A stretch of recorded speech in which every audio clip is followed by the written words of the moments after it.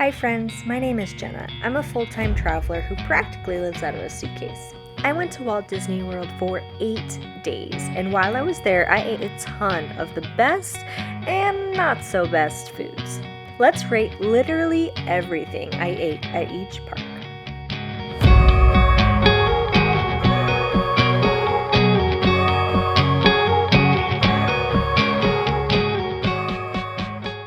Our tour begins at Disney World's food theme park, Disney Springs.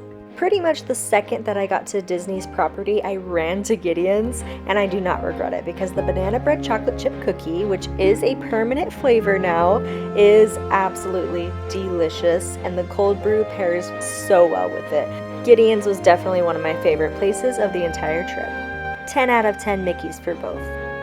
For dinner that night, I went to the Daily Poutine and got their traditional poutine, which is the Canadian one. This was so good, a solid 9 out of 10. Then I got the pumpkin cider Dole float from Swirls on the Water. This was so delicious, though a bit melty in the heat. This one is only available during the fall, but they have a ton of other boozy options throughout the year. On my second visit to Disney Springs, I went to Morimoto Street Food and got the egg rolls, which I don't really recommend as they were pretty overcooked. But to make up for it, I went to Sprinkles and got my birthday cupcake. It was so good. Next up, let's talk about the All-Star Sports Resort. This is where I stayed during my trip, so I did dine there a few times.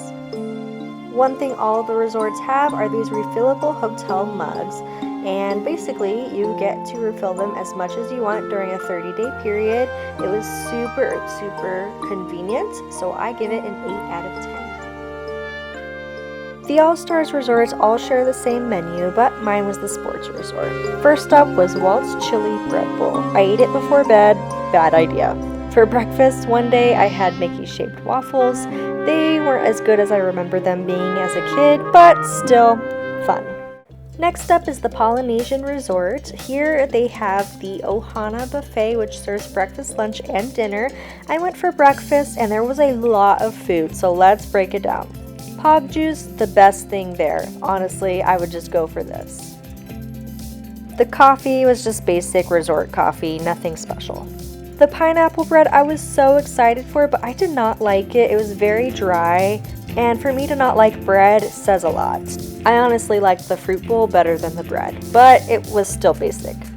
Surprisingly enough, the Mickey and Stitch waffles were the best thing on the menu, and they were much better than the All-Stars resorts. The biscuit and eggs were really good, again basic, and then the breakfast meats were honestly pretty disappointing. Overall, the average rating is a 5.7, which honestly is pretty disappointing for such a highly acclaimed spot. But I will say my opinion might be a bit biased because I didn't see any characters there and it is more of a family spot. The waiter was sweet and gave me a cupcake for my birthday, but it wasn't good. Alright, let's get into the theme parks. First up is going to be Magic Kingdom. I ate a lot here. Starting off really strong, I went to Be Our Guest restaurant. This is the Beauty and the Beast themed restaurant and it was the best dining experience I have ever had. First course was really good. I had a soup and bread. Second course was the roast chicken and savory bread pudding. Oh my gosh, I have dreams about this bread pudding. It was so stinking good. You get 3 desserts. The macaroon was pretty good. The gray stuff in the middle was delicious. It was the best thing there. And the truffle was a little too rich for me, but I got more gray stuff from the waiter. It was so good. Now, Aloha Isle Refreshments is another great place to get a Dole Whip. My favorite is the Tropical Serenade because it's super cheap and it comes with 3 different things: drink, ice cream, and a cake pop. Now at the spring roll cart, I got the cheeseburger spring rolls. I was really excited for these, but I did not like them. It literally tasted like pickles to me, and if that's something you like, then you might like it. Let's talk about something I did like, Chester Cafe. I wasn't sure if I was going to come here. I did. I am so glad I did. This is the Chester cattail. They have the regular tail here. It's the same thing. It's just a little bit thicker. It was so very good. Such a great pastry. The cold brew here is also excellent. This particular one was seasonal, but they always have cold brew. Later that night, I went back to Aloha Isle Refreshments for the pineapple upside down cake. Not as good as the Serenade, but still delicious. Over in Space Mountain, they have a Joffrey's cart that sells coffee. It's not the best thing I ever had, but still good. Over at Casey's Corner, one of the best lunches is the famous corn dog nuggets and plastic cheese. That's one for the DFB guide. This is so simple, yet so good. They also have a frozen mint julep lemonade, which is pretty refreshing on a hot day. And the Casey's French fries, I honestly forgot to even film what they looked like because they were that forgettable. Now I had to get a cheeky little Mickey ice cream sandwich. I don't know what it is about these, they are amazing. The last thing that I ate in Magic Kingdom was in Sleepy Hollow. It was the sweet and spicy chicken waffle. It wasn't great, it was pretty soggy, and the chicken gave me just a weird ick. But worst of all was this Haunted Mansion punch. Not only was it not worth the price, I will not get over how they advertised a souvenir straw and it was paper. Next up is Hollywood Studios. First up is Galaxy's Edge at Katsaka's Kettle. There is the cold brew calf. This is one of the best cold brews you will find in the park because it's not only a drink but also cereal. It is delicious. Also in Galaxy's Edge is Docking Bay 7, which has the roasted Andorian chicken salad. This is a really good salad and great way to detox.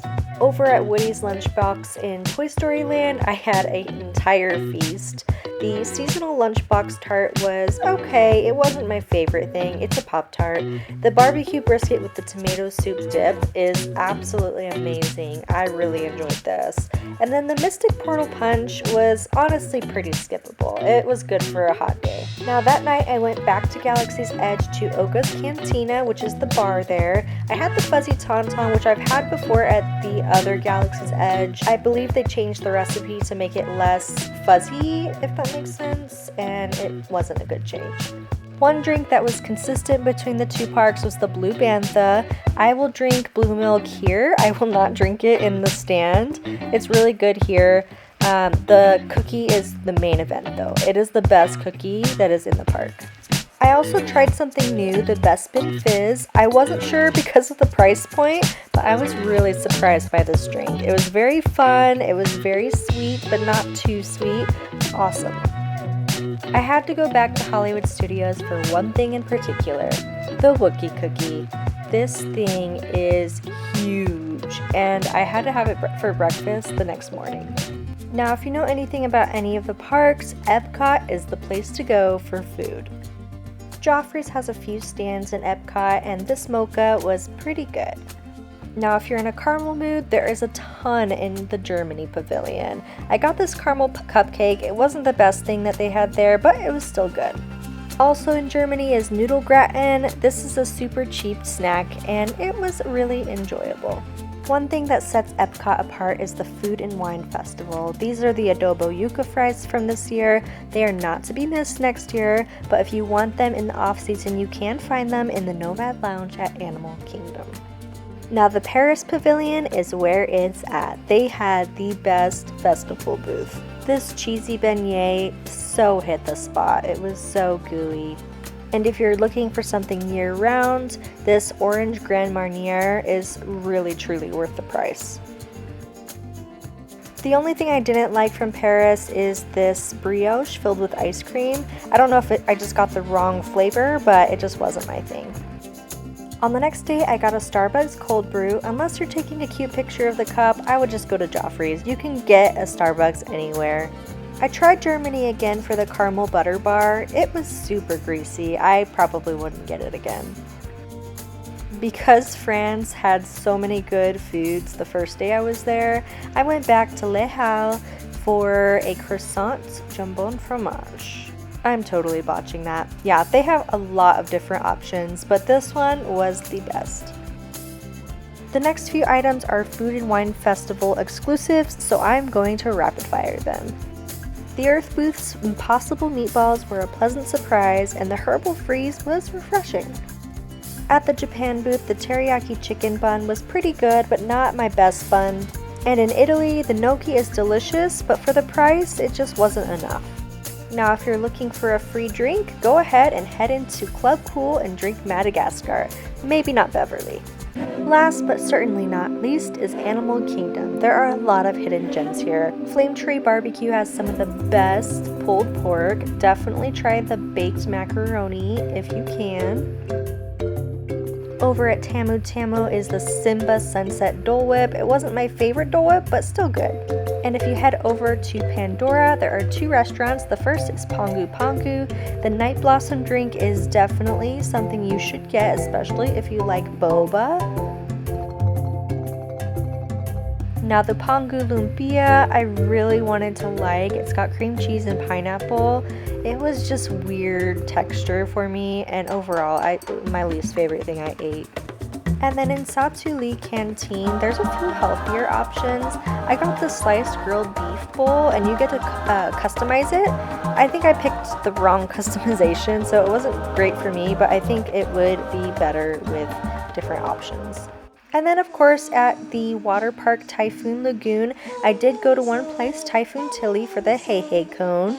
This is a great cone. I would definitely get it.